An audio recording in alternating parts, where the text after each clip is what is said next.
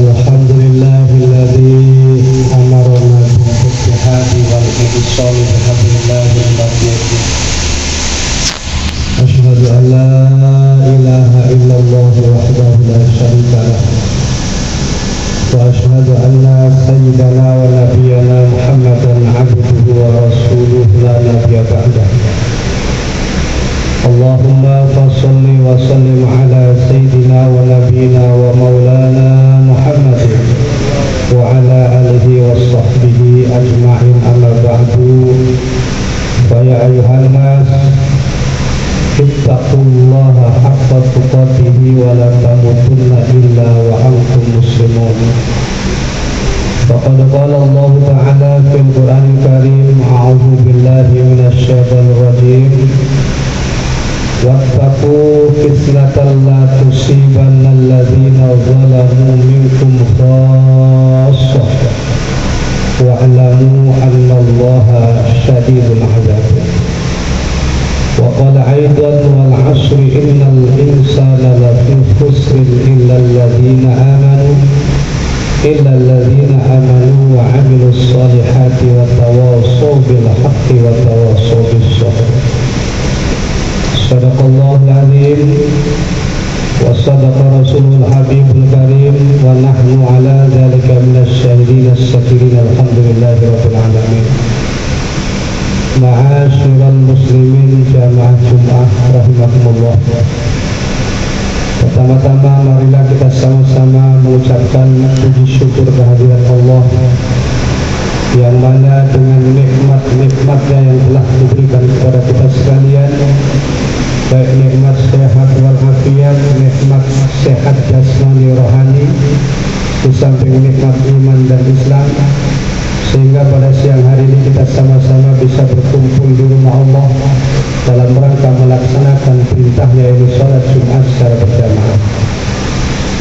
Salawat beriring dengan salam, semoga Allah senantiasa curahkan keharibaan kita, junjungan kita Nabi besar Muhammad sallallahu alaihi wasallam, juga kepada keluarganya, para sahabatnya, para pengikutnya, min yaumi hadza ila yaumil qiyamah, amin ya rabbal alamin. Jamaah Jumat yang berbahagia, dulu di masa Imamul Ghazali radhiyallahu anhu ada sebuah kampung yang penduduknya teramat padat, bahkan sampai belasan ribu penduduknya. Amalan-amalan mereka adalah amalan yang dikerjakan oleh Nabi. Banyak orang soleh, banyak ahli ibadah, banyak ahli tahajud. Tahajudnya mantap, baca Qur'annya cakep, ibadahnya luar biasa. Namun sayang, 1000 kali sayang, orang-orang soleh yang rajin ibadah di tempat itu, ibadahnya hanya buat dirinya sendiri, nggak peduli sama lingkungan. Salatnya rajin, baca Qur'annya rajin, zikirnya rajin, tapi di lingkungannya banyak maksiat, masa bodoh.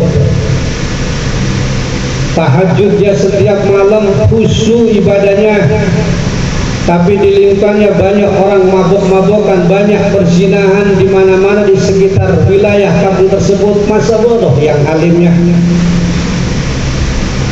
Begitu kemaksiatan dibiarkan lama-lama menjalar kemana-mana, merajalela. Begitu banyak maksiat di mana-mana, Allah murka. Allah turunkan azab di tempat tersebut akibat orang yang rajin ibadahnya nggak peduli sama lingkungan. Ibadahnya hanya ego, mementingkan dirinya sendiri, masa bodoh lingkungannya maksiat, yang penting dia ibadah. Turunlah murka Allah, turunlah azab Allah. Kalau Allah turunkan azab di satu tempat, azab yang Allah turunkan gak bisa pula pilih mana orang tukang sholat, mana tukang maksiat, semuanya kena, hadirin sekalian. Maka Allah peringatkan dalam Al-Quran, wattaqu fitnatan la tusibanna alladzina zalamu minkum khassah. Hendaklah kamu takut akan azab dari Allah, yang azab ini kalau Allah turunkan lakukan tidak akan pernah menimpa hanya kepada orang zalim saja, tidak akan pernah menimpa kepada orang yang maksiat saja. Orang yang rajin ibadah, yang rajin sholat, kena semuanya hadirin imbasnya. Ini akibat kita kurang peduli sama lingkungan. Termasuk dulu ketika zaman Khalifah Umar bin Khattab, saat itu juga wilayah yang dipimpin Umar bin Khattab ada yang ditimpa bencana yang begitu dahsyat porak-poranda saat itu. Lalu Umar bin Khattab datang ke lokasi bencana, lalu tausiah kepada umat yang saat itu masih tersisa. Kata Umar bin Khattab, "Hai umat manusia, maksiat apa yang kalian kerjakan, dosa apa yang kalian lakukan, tidak mungkin Allah sekonyong-konyong menurunkan azab tanpa dosa kalian." Oleh karenanya hadirin, umat Islam ini mendapatkan tugas dari Allah amar ma'ruf nahi mungkar. Bukan hanya menyuruh orang menyuruh ibadah, tapi juga dianjurkan untuk mencegah kemungkaran apabila kemungkaran itu ada di sekitar kita. Rasulullah SAW mensinyalir dalam sebuah hadisnya, "Man ra'a minkum munkaran falyughayyirhu biyadihi, fa in lam yastati' fa bilisanihi, fa in lam yastati' fa biqalbihi, fadzalika ad'aful iman." Yang artinya barang siapa orang di antara kamu sekalian melihat kemungkaran, rubah dengan tangan, rubah dengan kekuatan. Kalau kebetulan kita sebagai penguasa, rubah dengan kekuasaan.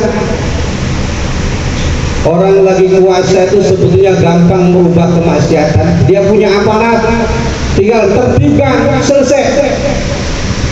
Kalau kita rakyat biasa, tegas, ngobrak-abrik kemaksiatan, disangka radikal. Oke, kalau aparatnya yes, benar-benar menjalankan tugasnya, nggak jadi masalah. Tapi yang jadi masalah kalau aparatnya mandul, masyarakat berontak dibilang radikal, ini yang jadi bahaya. Ini yang menjadi penyebab maksiat merajalela di mana-mana, yang akan mengundang murkanya Allah Subhanahu wa taala. Oleh karenanya hadirin sekalian, apabila kita melihat kemungkaran, kemaksiatan, kita nggak boleh diam. Rubah dengan kekuatan kita, sekemampuan kita. Kalau tidak mampu merubah dengan kekuatan kita, rubah dengan lisan, datangi, nasihati mereka. Kalau lewat lisan aja nggak mampu menghadapi maksiat itu, kita merubahnya lewat hati. Artinya hati kita benci, tidak ridho kepada kemaksiatan. Namun kata Rasul, merubah kemaksiatan lewat hati ini fadzalika ad'aful iman, itulah yang selembek-lembeknya iman manusia. Jadi kita berusaha, kalau tidak mampu dengan kekuatan, minimal dengan lisan, kita harus rajin nasihati saudara-saudara kita yang lalai, yang melanggar aturan Allah, agar jangan sampai kemaksiatan itu kemana-mana, sehingga Allah menurunkan bencana. Oleh karena hadirin sekalian, ambil hikmahnya.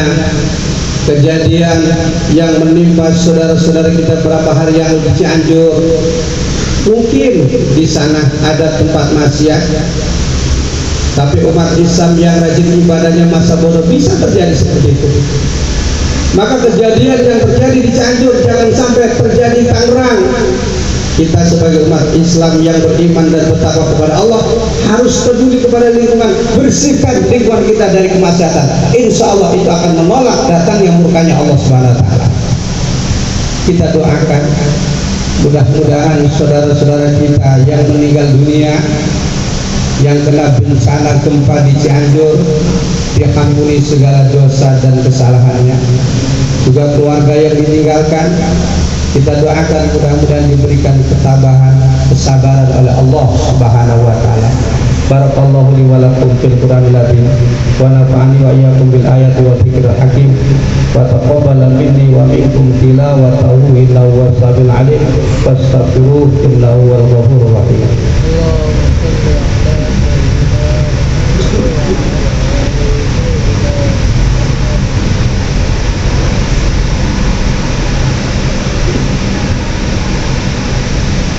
Alhamdulillahirabbil alamin wal 'aqibatu lil muttaqin wa la 'udwana illa 'alal zalimin.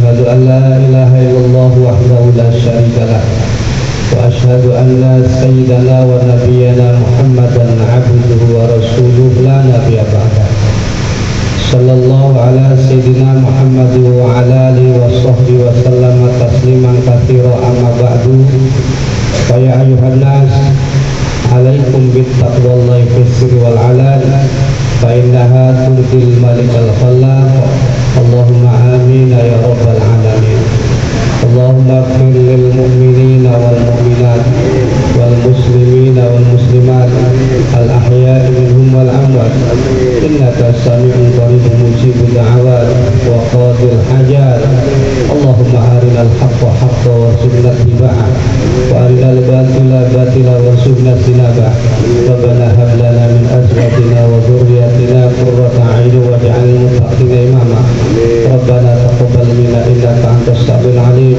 وتب علينا إنك أنت التواب الرحيم عباد الله إن الله يأمر بالعدل والإحسان وإيتاء ذي القربى وينهى عن الفحشاء والمنكر والبغي يعظكم لعلكم تذكرون فاذكروا الله يذكركم واشكروه على نعمه يزدكم واسألوه من فضله يؤتكم ولذكر الله أكبر.